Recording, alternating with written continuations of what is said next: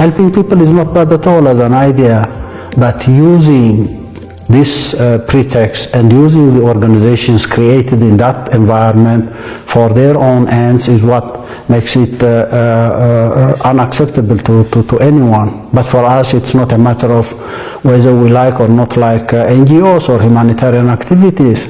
You want to be independent. It's a very complex situation because you get trapped in it.